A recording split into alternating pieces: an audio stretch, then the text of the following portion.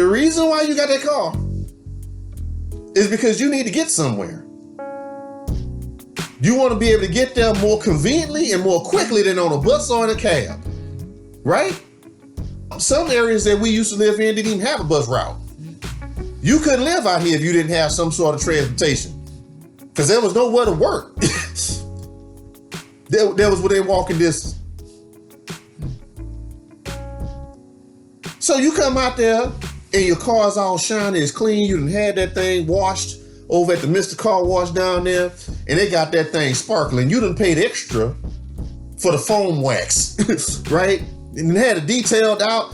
You got Armor All on the tires are glistening. When you walk outside, you try to walk outside at that angle where the sun is hitting it, so you can see that chrome shining. Look, you ain't talking to no spring chicken. And then you get up in that thing, man, and turn that key. Nothing. Nothing. Not even a click.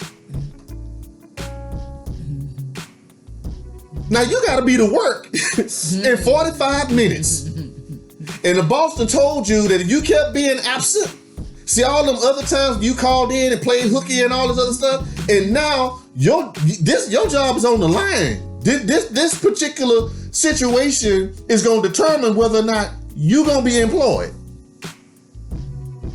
and pay your bills. And you get in that car with all that fancy radio, the air conditioning, and all of these features and stuff, all that plush seating, heated seats, got heated seats with a massager in them. Don't mean nothing to you in the moment that you need to get somewhere and you can't go. So marriage is like that. Yeah, I would love to be able to take my wife to Paris. Yes, I would love to be able to put her in a big mansion or whatever. Yeah, that'd be nice. But what is required of you? What is required of your marriage? What is the purpose of your union? Because there's going to come a day. Life is going to happen. A situation is going to come to you. Something is going to be dealing with your kids. Something is going to be dealing with your health. Something is going to be dealing with your family. And ain't none of that mess going to matter. None of it. They say there's some things money just can't buy. There was a scripture about that man that I think, and I'm gonna post this scripture. There was a man, I think he might have been a ruler or something, and he had great wealth. He had a big harvest and everything. And then he said that, let's eat, drink, and be merry. And when he did that, he didn't realize that all this let's eat, drink, and be merry, and let's just live off all of this wealth and all of all this material. Say that night, angel came to him and said, the Lord is requiring your soul.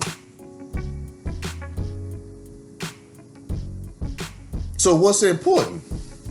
Is it the grain or is it your soul? You find, babe? Parable of the rich fool. The parable of the rich fool. It's in Luke 12. Luke 12. 16 through 21. 16 through 21. We're going to post that on the screen right here for you. Please go study it for yourself. Don't take my word for it. We say that all the time. As eloquently as I might speak sometimes, or as loud as I might yell at you, you go get this for yourself, baby. But fellas, you cannot, and I repeat this, you cannot pass up the opportunity or pass up your obligation of understanding God and knowing who you are as a person, knowing who you are as a man, and the role that a man plays in a family, if you should so desire to have one, or if it is meant or included within your purpose package to have.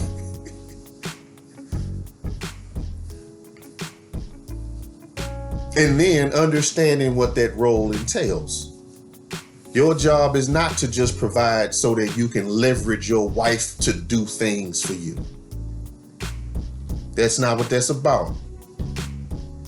Your kids are not leveraging tools that you use to manipulate your wife or your woman. Some of you all are in co-parenting situations. Don't weaponize the kids to leverage certain things from the other person. Learn how to provide that environment, because it's possible. You all can team up to provide that environment and show that child that even when you make the mistakes in your life, that you can still be civil and cordial and still allow them to be raised up the right way so that they don't make the same mistake.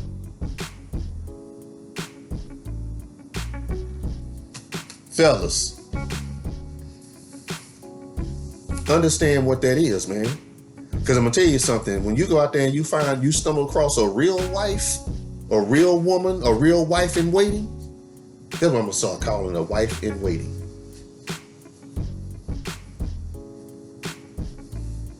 When you find a real wife in waiting, brother, that woman who's dedicated her life to God and understands who she is and where she's going, do you know God is going to hold you accountable to how you handle her? You can't take her and reduce her to some traditional mentality or something to make other men look at you and think you all that. I've seen that happen. I've seen men bring their arm candy with them. All she is arm candy. She's there to make him look good. So she's got to dress a certain way when she's out with him. There's certain things she can say and certain things that she can't say because of how his friends might perceive him based on her.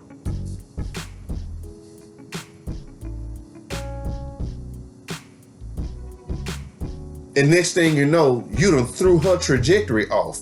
God is going to hold you accountable to that, brother. And if she's a real wife in waiting, she going to hold you accountable to it. My wife asked me, she said, Johnny, where are you taking me?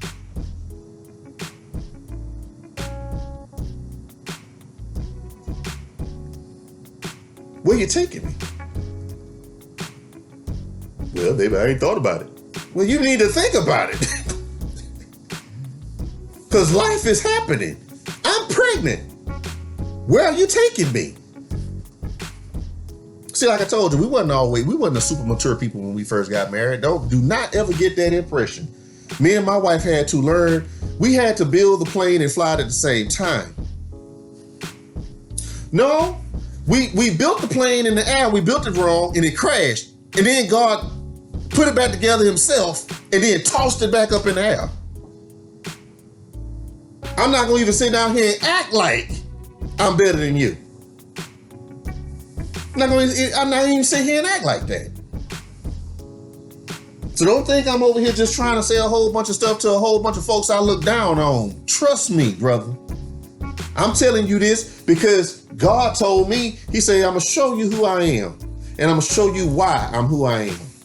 And when he taught me that, it gave me another whole perspective about how I was to establish his design in my life. Some of you are not just, some of you are where I am. Some of y'all might have been married for 10, 11, 13 years. To some of y'all, this might restore some things with, y'all might be separated right now. And hear something that could be said, and you might decide, look, you know what? We got this thing all wrong. Let's try this again according to what God is doing. That's our only hope. That's our only prayer. Because it's possible. God had to let us know it was possible so we could tell y'all it's possible. If you already married and your stuff is in the shambles and stuff, and you're looking at your life and you're trying to figure out what's missing and what's not clicking, here it is, fellas. Here it is, women.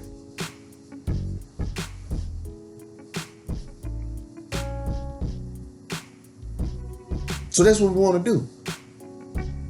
Marriage Straightforward has been established to take all of this stuff we call life and put in a simplified perspective so we stop getting so hung up on philosophy and all of this. It's almost like you got to qualify everything to make. Like, look, I understand pursuing excellence. I understand, having, but sometimes at the end of the day, like I said, beyond all the accessories on the car, you got to make sure that thing gonna get you from point A to point B. If that thing is sputtering and making smoke, but you get to work, then you got a chance to upgrade at some point. You still got a fighting chance. But I could care less about you and your Maybachs and your Range Rovers and all this other stuff like that if you don't know who you are. I was about to say who the hell you are, but I was about to say that. I literally called myself and said, I'm about to say who the hell you think you are. I'm saying, I called myself, man.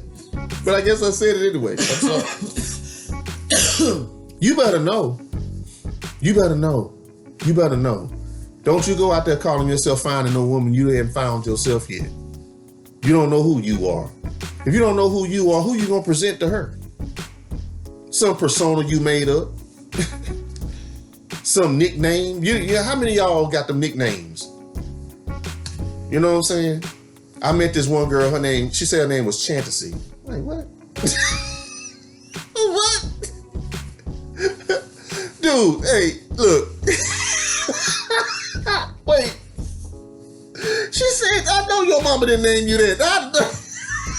It's like, look, if you don't want to talk to me, just don't talk to me. Just tell me you don't want to talk to me. Don't lie like that. That's ridiculous. Oh my God. Oh my God. I mean, it's like when she told it to me, I could see her in her childhood writing that on a piece of paper in class when she bored. This ain't your name.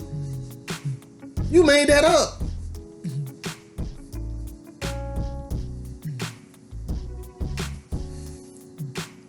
We introducing these personas to people. This ain't you.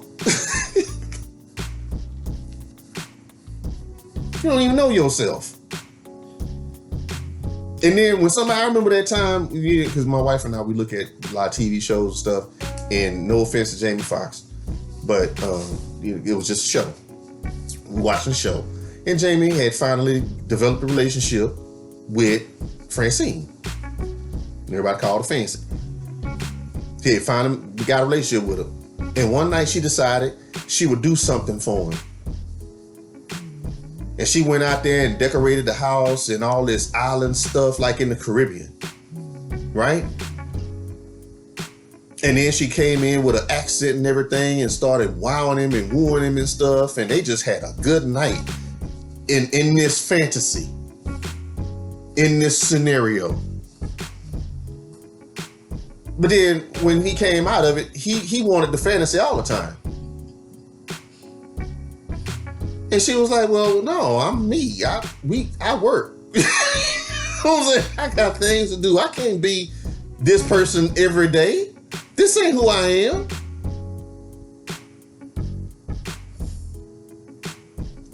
So how many of you out there that went out there and got married based on somebody you weren't, and then now you're just exhausted? Because you've been having to put up this front. I'm going to stop right here because I'm going to go into something completely and utterly different if I keep going on this path. Fellas, I'm encouraging you. Know who you are. Know what your role is as a man.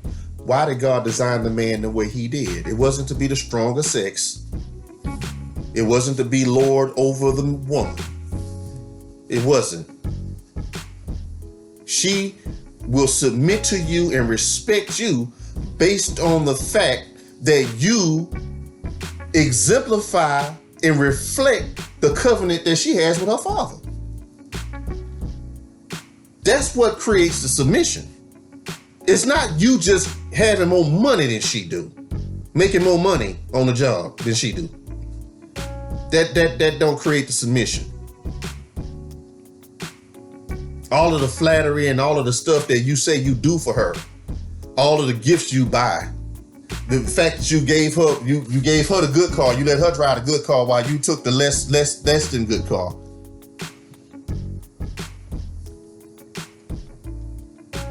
No. She's submitting to the God in you, brother. And you're going to have problems if you don't have God in you. Because she's not going to be able to truly submit to anything else. Everything else will be only temporary.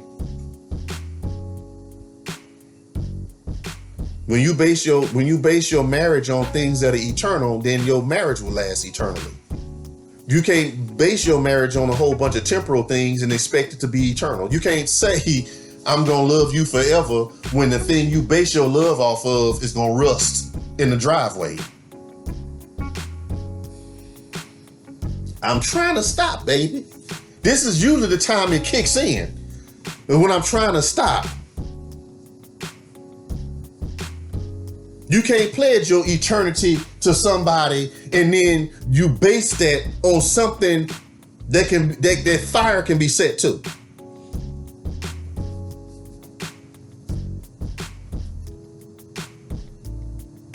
And that's the reason why you're running around here claiming Christianity and miserable.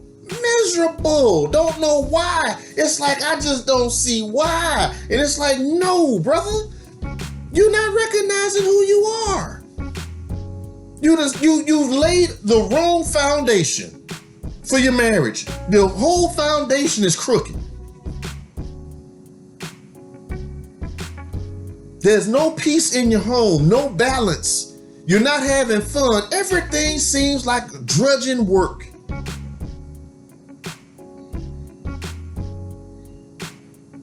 And that's the reason why other women look good to you. And that's the reason why it just feels like you just got a weight off your shoulders when you share with that other brother at the job, your dreams.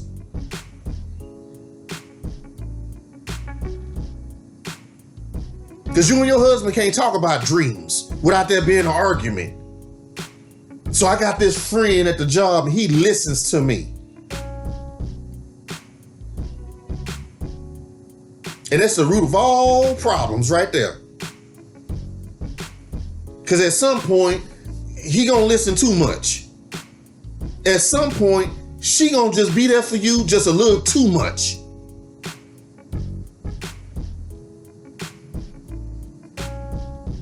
So if you're wondering how come you're not getting the joy and the blissfulness in your marriage.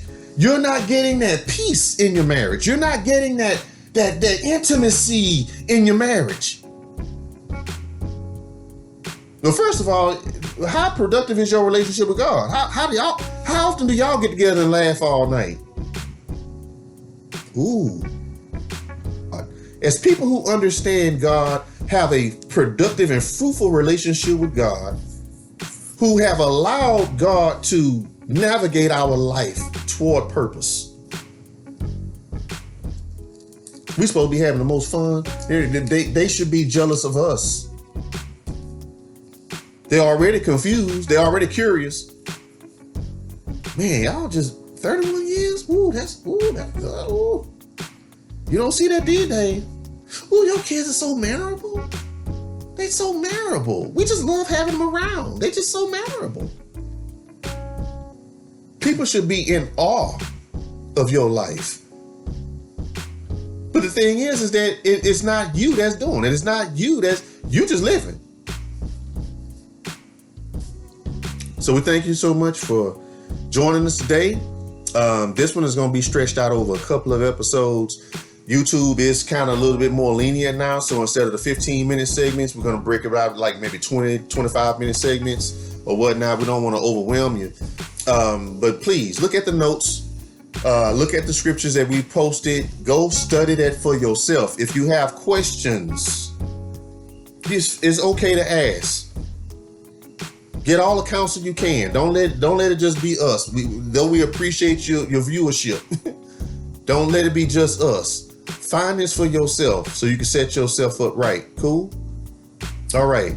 It's Johnny McMahon, Anissa McMahon signing off today. We'll see you in the next one.